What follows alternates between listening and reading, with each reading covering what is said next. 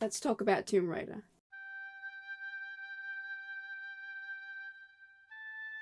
That is the very first thing you hear when you boot up the original Tomb Raider. It's a game which me and many others have been absolutely enchanted with since its release in 1996, and its title theme is engraved in our collective memories.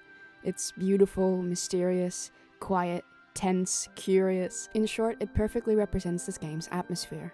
But what exactly does that mean, atmospheric? What is atmosphere? The literal definition of atmosphere is the pervading tone or mood of a place, situation, or creative work.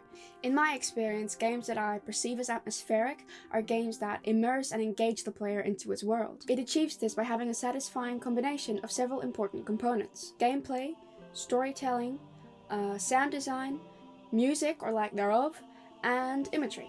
If these components are successfully combined in an engaging way, the game achieves a level of immersiveness that has the ability to strike up emotion in the player, and a feeling of connection and significance that, in the best cases, lingers even after the game is shut off.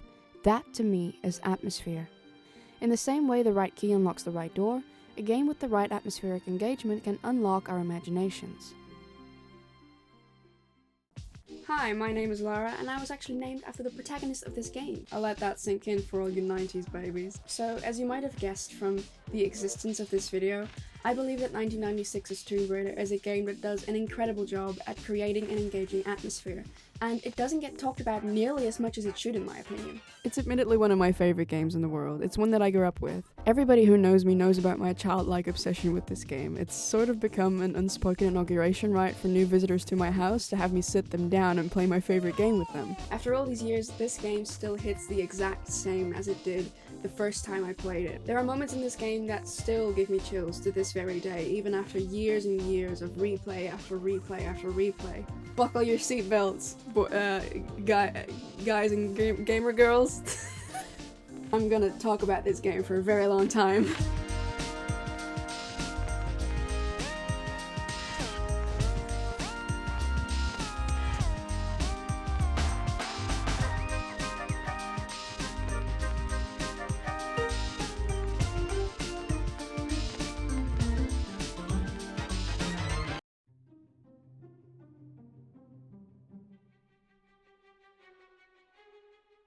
Let's get this one out of the way first, as this game is notorious for having some very hard to master controls. Like many early 3D games, this game has tank controls, and for a game like Resident Evil, for example, tank controls work really well as the directions are objective to the camera, which is always in a fixed position. Also, in Resident Evil, your goal is mainly to go from room to room and solve puzzles. You're not running, jumping, flying, diving, falling, standing up and going in a fully 3D open area like in Tomb Raider.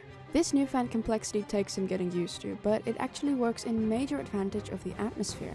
When the first level starts, you've just entered this cave, and the heavy doors have shut behind you, and the only person accompanying you was killed by ravenous wolves merely moments ago. You're now completely alone in this dark, dank cave, and there's no way out.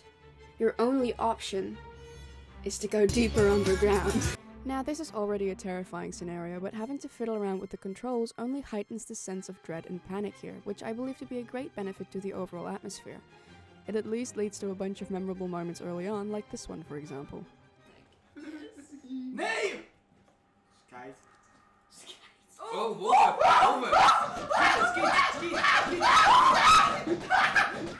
Stagger, bitch!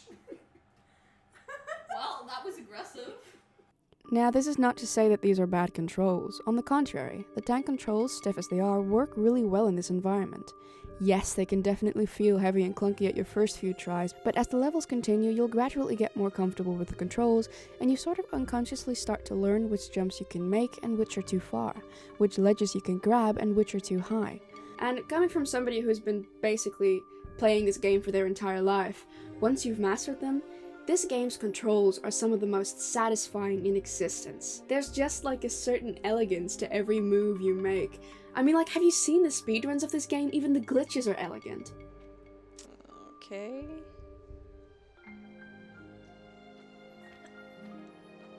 There we go. Nice, well done. That was good. As your skill level increases, so will the difficulty in platforming challenges. This game can be brutally unforgiving, especially when you're playing on console, but it's very rarely unfair. and with the feeling of satisfaction that you get from finally being able to complete a new challenge, along with the curiosity of what may lay beyond it, makes for some incredibly engaging gameplay. Oh, busting it down sexual style. Kijk hoor. Oh my god. Waarom zei je dat? Kom. Lager er even langs. Nee! Goddomme! Kan je niet gewoon gelijk springen daarop en dan kijken? Nee, want ik kom op dat blok in het midden. Dan zou ik van Oh, daar aangeklikt. I'm just saying. Just saying. Dit gaat nu al... Beweegt niet. Nee, Nee! Ja? Ja! I can personally attest to when I've been playing this game for a long time and I go and like lay down to sleep, in that sort of weird state between consciousness and unconsciousness, I'm running through those same corridors again. Like, it's an incredibly strange experience, but I know for a fact that I'm not the only one who does this. And just the fact that a game can like bring its way into somebody's unconscious thought like that, I think is just a testament at how immersive it is, in my opinion.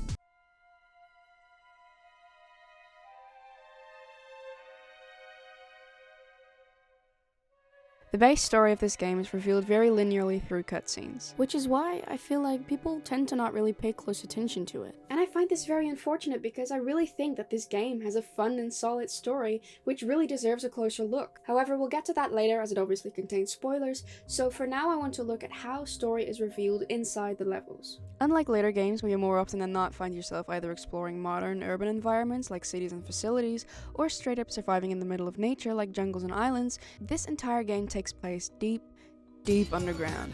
This makes for a much more isolated and claustrophobic experience.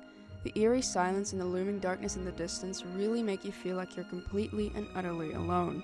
The most fascinating thing to me, however, is that this feeling of loneliness gets amplified by the fact that you're constantly encountering evidence that there were people here once. Me and the girls. And I'm not just talking about the skeletons of previous adventures that greet you in the first few levels. There are remains of civilization everywhere, from the drying hides and the wooden architecture in the lost city of Vilcabamba, to the lounge area overlooking the Colosseum, to this room that has some chairs and a board game in Egypt. All of this gives the impression that not only were these structures man-made, but lived in as well. This game paints a picture of abandoned underground complexes, hidden cities inhabited by a people long extinct, and meticulously crafted tombs built to honor their leader and house this incredibly powerful artifact that is protected by being so deep below endless corridors and layers of puzzles and traps that they are ultimately forgotten entirely. At least that was the intention. You're there after all, and even though the halls of these structures have long been abandoned, you feel like you're trespassing. Like you're not supposed to be there, like you're desecrating something sacred.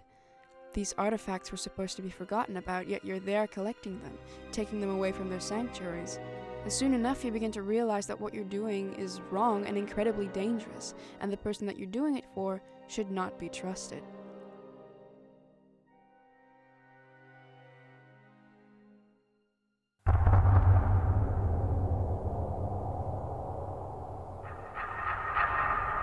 As I've said before, a large portion of this game is spent in almost complete silence. Not having music in the background is actually a great benefit to the overall immersion, as it brings more attention to the sounds that you do hear, making you more aware of your environment. It should be mentioned that where the console version has you exploring most of the game in actual complete silence, the PC version has different ambient tracks for the different areas of the game. These tracks can be a bit noticeable on some occasions, especially the cistern ambience. It's got this loud growling noise mixed in that really freaked me out the first time I heard it, but kinda got annoying pretty quickly. Nevertheless, I never found these ambient tracks to break the immersion. On the contrary, I find that even though they take away some of that attention from the sound effects, these tracks add a layer of depth to the environment, especially in the later levels, that is simply not there on other platforms. In the console version, you're left with only the sound effects to fill the silence, but this is not a bad thing, as the sound effects in this game are simply masterful. They add a fitting weight to every object in the game. Pulling a lever sounds difficult and heavy, drawing your weapons sounds quick and snappy, and firing them sounds appropriately powerful. All of it is underlined by the pleasant, rhythmic sounds of Lara's footsteps. My favorite sound in the game is probably that of inserting a key into a lock. It's just so satisfying, like a nice crunchy bowl of oats. Look at this, jongens. Jongens, willen jullie het allerbeste geluid op de aarde horen? Oh, dit ja. Is het nog niet het aangeluid? Nee, dit. Oh. Spontaan orgasme. And nothing is better than when you find a secret room and this sound plays. Oh my god. Oh my god. The same exact thing goes for the UI sounds on the menu screen as well. Every single option here has a satisfying sound to accompany it. They didn't have to do that, but they did. Tomb Raider menu sound 3-hour ASMR when? And then there's the animal noises. There's nothing freakier in this game than having the silence pierced by the sound of an approaching enemy. The gorillas in particular really used to freak me out with their grunts and their high-pitched shrieks.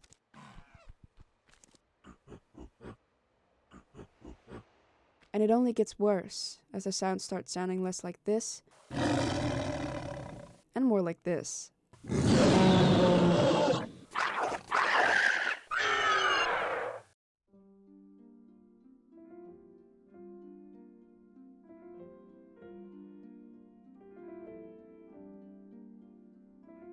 For the amount of time in this game that you spend walking around in complete silence, Nathan McCree did not have to go this hard composing the soundtrack.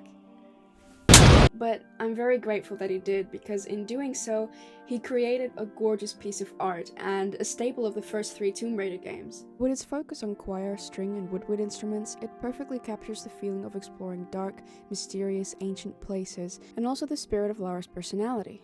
In the words of the man himself, aside from the double guns blowing the shit out of everybody and all that kind of thing, you know, she's a lady and she's got emotions and there's a side of her that does care. I didn't feel like there was that sort of emotional content in games at the time, and I just remember thinking, well, why isn't that kind of stuff in games? You know, gamers like movies, and there's loads of emotional content in movies, so why not have that in games, you know? The result is a cinematic, emotional music experience. It's grand, it's feminine, it's mysterious, it's tense, it's wondrous, it's exciting. It's one of the most deeply characterized and audio-perfect representations of what you see going on in the game, and it always plays in the right place, at the right time, at the exact right moment, to create a breathtaking scene that leaves an incredible lasting impression. For me, it's just one of those soundtracks that never loses its emotional power as much as I listen to it. Of course, this is also very largely due to nostalgia, but there's no denying that Nathan McCree knows what it is that makes this game so special. I've run out of descriptive words to tell you how I feel about this soundtrack, but of course we can't end this segment without mentioning the iconic Danger theme. Whenever you're running around and all of a sudden you hear this,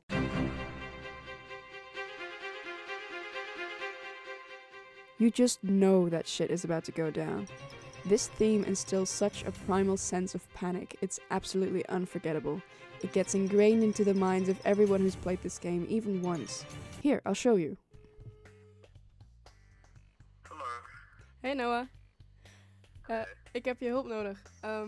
Hoe ging de Danger theme van Tomb Raider ook alweer? Kun je dat eens nadoen? De Danger Team? Ja. Dankjewel, dat is wat ik nodig heb.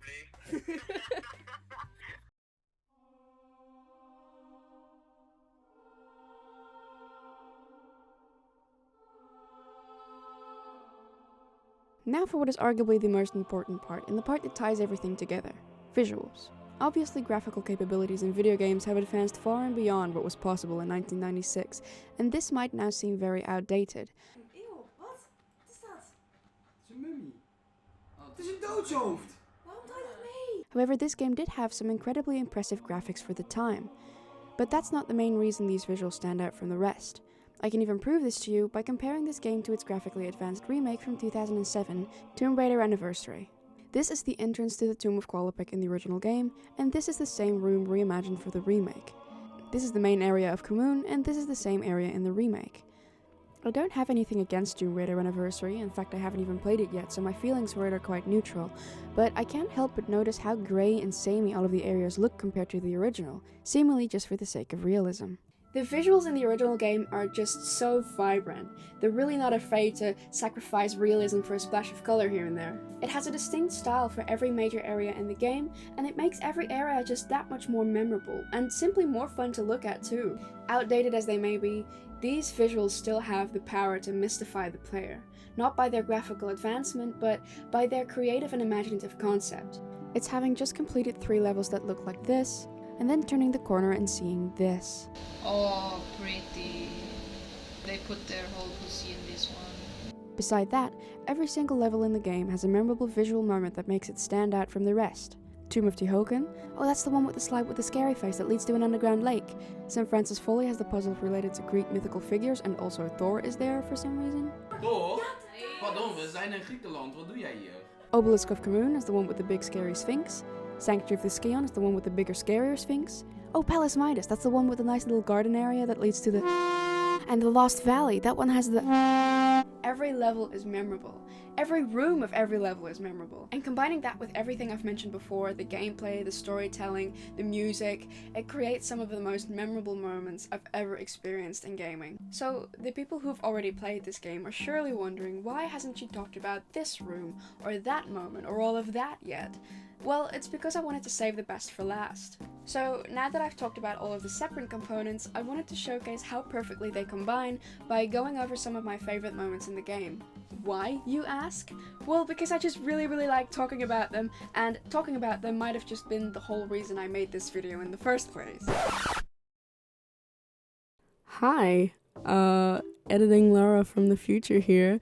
So, this took way longer to edit than I thought it would, which is why after a long time of deliberating and generally not really working on this video because of stress, I decided to make it a two-parter.